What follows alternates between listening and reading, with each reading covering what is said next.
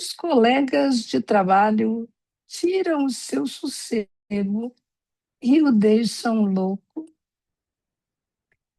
Este é o tema do nosso propósito do dia de hoje. Semana 3, dia 2. Os colegas de trabalho tiram seu sossego e o deixam louco. Mateus 5, 24.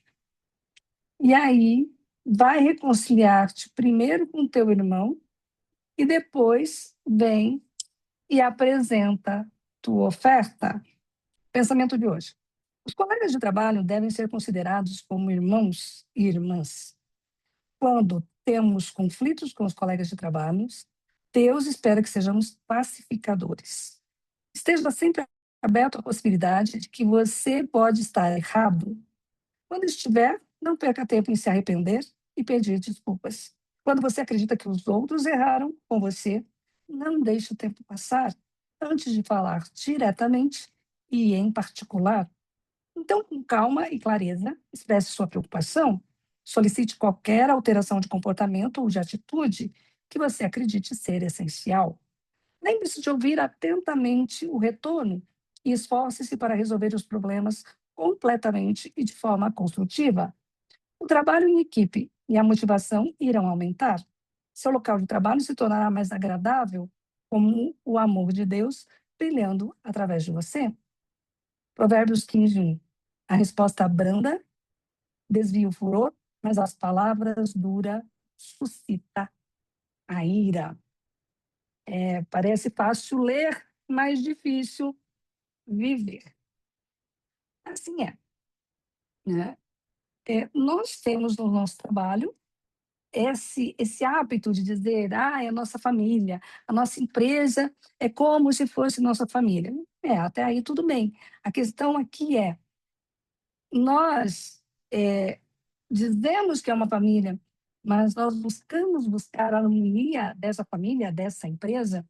Então, quando a gente fala em ficar em paz consigo mesmo e com os outros, nós precisamos entender uma coisa. Buscar a harmonia, seja ela na empresa, seja ela na família, eu preciso ter em consideração isso que Mateus vem dizer. Olha, se eu estiver brigado com alguém, se eu estiver com problema com alguém, a minha oferta na missa não será recebida. E quando a gente fala que a oferta não será recebida na missa, nós não estamos falando do dinheiro que você leva no ofertório. Não. A oferta que não será recebida é o próprio Cristo, o próprio sacrifício. Então, Deus não pode, através de Jesus Cristo, trazer bênçãos para a sua vida se você está com o coração cheio de mágoas, cheio de ressentimentos. E aí você pode dizer assim, Sandra, mas tem coisa que eu não tolero, tem coisa que eu não suporto. Pois é, tem coisa que você não tolera, tem coisa que você não suporta. Por quê? Porque você tem uma educação, porque você tem um pensamento sobre as coisas.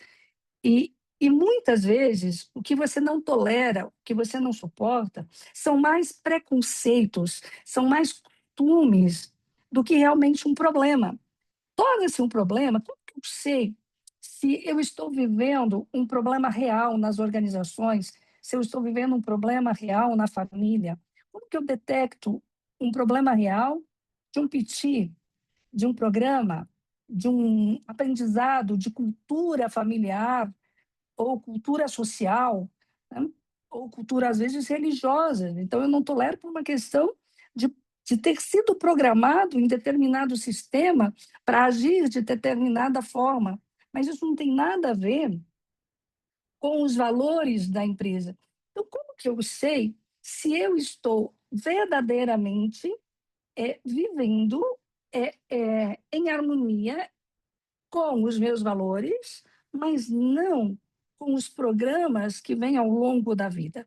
Os programas que vêm ao longo da vida é aquilo que você copiou, do jeito do seu pai falar, do jeito da sua mãe falar, do jeito da sociedade impor, o medo do castigo, o medo de ser preso. Quer dizer, são tantas coisas que podem fazer com que a gente não ache certo uma coisa, mas o que pode te dar um direcionamento, né, para que você realmente saiba se você está tolerando o que deveria tolerar ou se você está tolerando o que você não deveria tolerar. E como marco disso, nós temos as virtudes e temos os vícios capitais. Então, se você tem alguém preguiçoso, você não deve tolerar um preguiçoso, mas você deve ajudá-lo a sair desse vício. Se você é um glutão, um beberrão, se você faz muitas coisas em excessos, ou se você tem pessoas na organização que faz essas coisas no excesso, isso não deve ser tomado como natural. E eu preciso, sim, né, como uma família, ajudar a pessoa a sair disso. Se a pessoa é mentirosa, se a pessoa é agressiva, se a pessoa é avarenta, né? Todas essas questões, elas não são questões que uma organização e que uma família deva tolerar.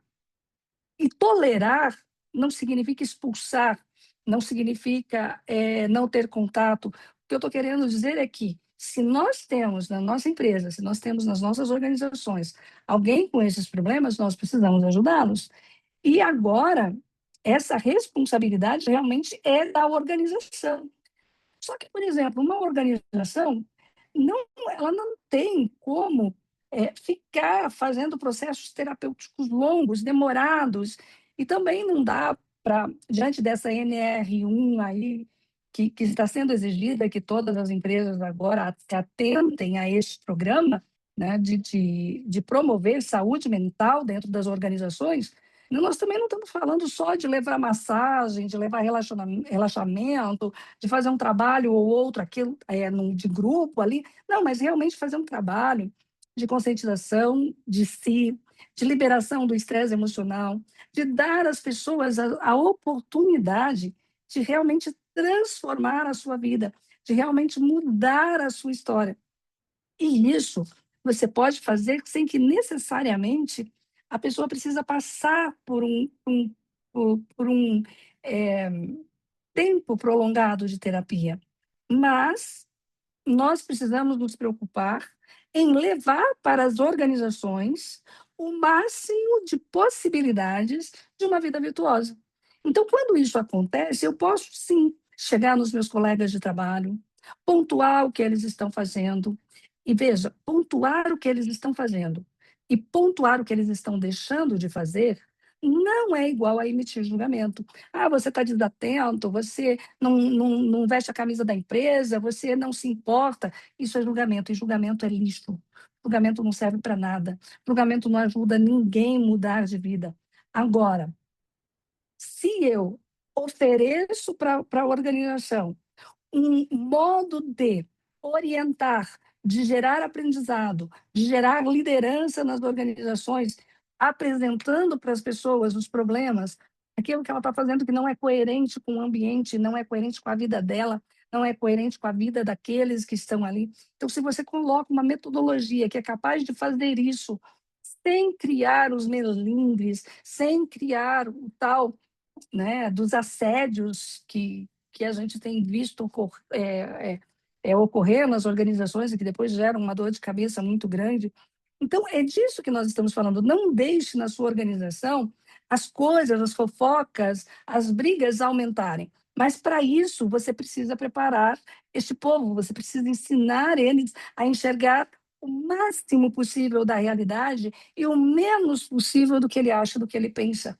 Porque assim nós conseguimos conduzir a empresa no mesmo horizonte, para o mesmo objetivo. Então, eu não preciso ter nas minhas organizações pessoas que pensem igual, que ajam igual, que façam tudo igual, porque se for assim, você não cresce na diversidade das coisas. Mas eu preciso que uma empresa tenha um norte, tenha um objetivo, que não esteja só no papel, que não esteja só naquele quadro bonito da parede, mas que verdadeiramente se viva aqueles valores. Então, se você leva a organização a viver os valores da empresa, ainda que tenham culturas diferentes, pensamentos diferentes, jeitos diferentes de lidar com as coisas, desde que não sejam vícios capitais, que não sejam portas para comportamentos muito piores do que esse. Se você consegue administrar isso na sua organização, com certeza a sua organização será uma empresa de sucesso. Um grande abraço. Se você gostou, curta, compartilhe, encaminhe. Dê a oportunidade de outras pessoas poderem fazer este caminho neste ano de um olhar das organizações à luz dos provérbios e com dicas de terapia para que você organize esse sistema na sua organização. Então, um santo dia para você e fique atento que em breve você que está pedindo para Deus uma oportunidade de transição de carreira, uma oportunidade de poder aprender algo de forma científica e técnica para ajudar outras pessoas e principalmente que você que não tem recursos para fazer este investimento, fique atento, se inscreva nos meus canais, que eu vou estar dando uma oportunidade de ouro em breve para todos vocês que querem transformar a sua vida e a vida da sua organização. E será uma oportunidade de você encontrar a sua missão, o seu propósito, com uma mente muito mais livre, com uma mente mais curada, um coração menos sentido, com essas reparações sendo feitas. Um grande abraço, Deus abençoe a todos.